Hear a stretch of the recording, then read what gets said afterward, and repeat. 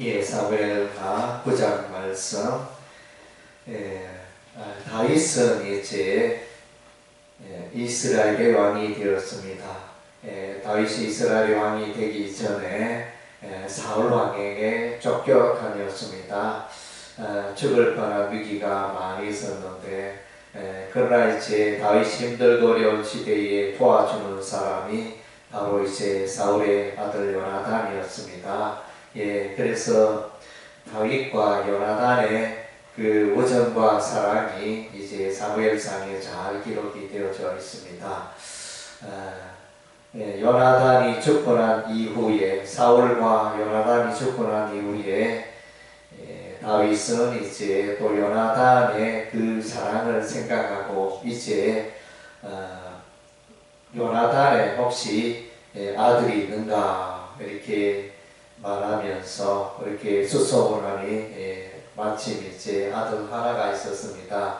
그 이름은 머비보셋이었고, 그래서 머비보셋의 이름은 우상을 타파하는 이런 이제 이름을 갖고 있습니다. 그래서 이 다리를 저는 자였습니다.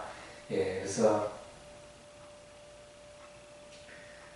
그럼에도 불구하고 이제 다윗은 이 머비보셋을 불러가지고 왕궁에 있게 하고 왕자들과 함께 다윗의 아들과 함께 식사하는 그런 이제 놀라운 특권을 부여했습니다. 우리가 이제 성경을 읽어볼 때 이런 장면을 우리가 보게 되어지는데, 이런 일이 결코 쉬운 일이 아닙니다. 보통 사람이 죽으면 또 당사자가 죽고 이러면 또 그 자녀들을 무시하기가 일쑤고, 또 특별히 또 이제 다리를 절고 이렇게 왕궁에 존귀한 사람만 또 이렇게 외모도 수려한 사람만 가득한 그 왕궁에 다리 저는 이제 머비보셋이 함께한다 이렇게 생각해 볼 때 참 상상하기 어려운 그런 장면입니다. 다윗의 이름은 사랑받는 자 이런 이름의 뜻을 갖고 있습니다. 하나님께 사랑받는 다윗. 그래서 이제 다윗은 이렇게 요나단의 그 사랑을 기억했습니다. 그리고 이제 요나단에게 받은 그 사랑을 이제 요나단의 아들 머비보셋에게 대갚아주고 흘러보내는 다윗을 볼 수 있습니다. 그래서 이제 이것이 어떻게 보면 쉬운 것 같지만 결코 쉽지 않습니다. 이론적으로는 우리가 다 알고 있지만 삶으로 실천하는 것은 쉽지 않습니다.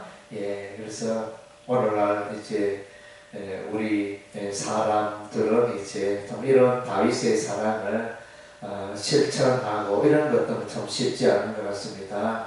그래서 우리가 신구약 성경에 또 말씀에 사랑의 삶을 살아라 이렇게 기록하고 있는데, 그래서 하나님은 사랑이시라 그랬고, 그래서 신구약 성경에 읽어보면 이제 하나님의 사랑으로 충만하고 가득한 것을 보게 되어지는데, 다윗은 이제 받은 바 이 사랑을 기억하고 대갚아주고 흘러보내는 삶을 살고 있습니다. 우리도 이제 받은 사랑이 있다면 그 받은 사랑에 대해서 이제 대갚아주는, 사랑으로 대갚아주는 그런 삶을 살아야 되겠습니다.